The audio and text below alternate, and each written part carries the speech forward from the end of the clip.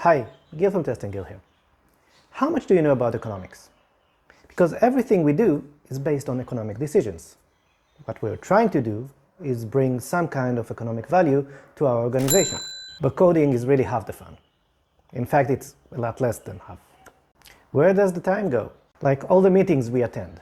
What's their economic value? As we all know, meetings are waste. They don't contribute to the value of the product.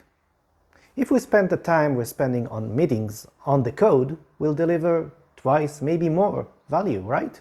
Well, that's only half true. While meetings don't add much value, they do reduce risk. When we're doing requirements reviews, we assume that we are going to find out about unknowns, assumptions, details, and even more questions we need to drill into. And before we even open our IDE, we want to know that we're not working on the wrong thing. So we invest in requirements review. Okay, we step out of the requirement review knowing that we understand the problem. Now we need to work on the solution. And this is why we do design reviews. We do design reviews because we want to know that we're building the right solution to the problem. We want to make sure that the architecture and the toolsets are sound.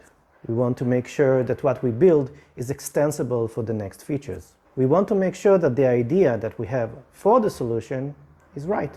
We don't want to deliver a solution that didn't take into account all the details that we didn't know.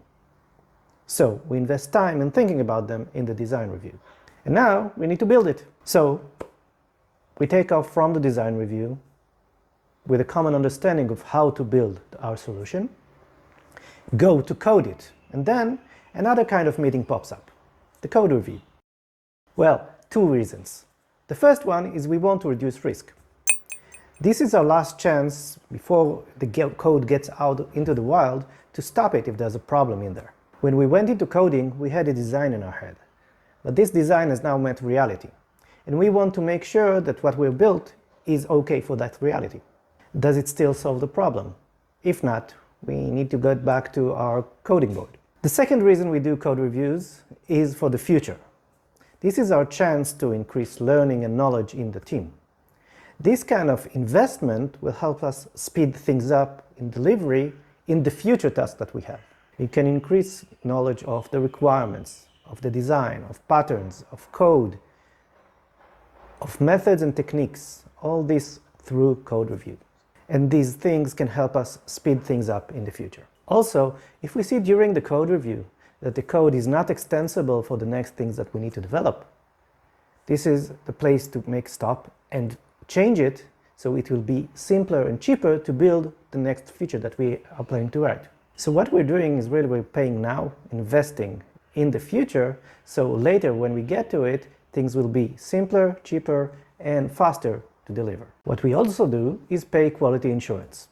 I know, you heard quality assurance, but that's not what I said. Testers cannot assure quality because they didn't build the thing. So how can they accept responsibility for what they didn't build? How can we take their assurance seriously? So no, we buy a quality insurance policy.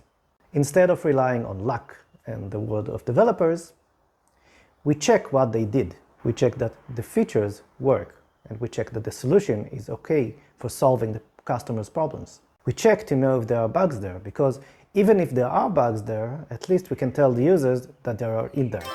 We invest in learning as much as we can on the system that we're going to release, because this drives our economic decisions. Release the application, maybe postpone it, and fix things before that. These are really money-carrying decisions. But economics are not only about meetings and testers. We also have automation.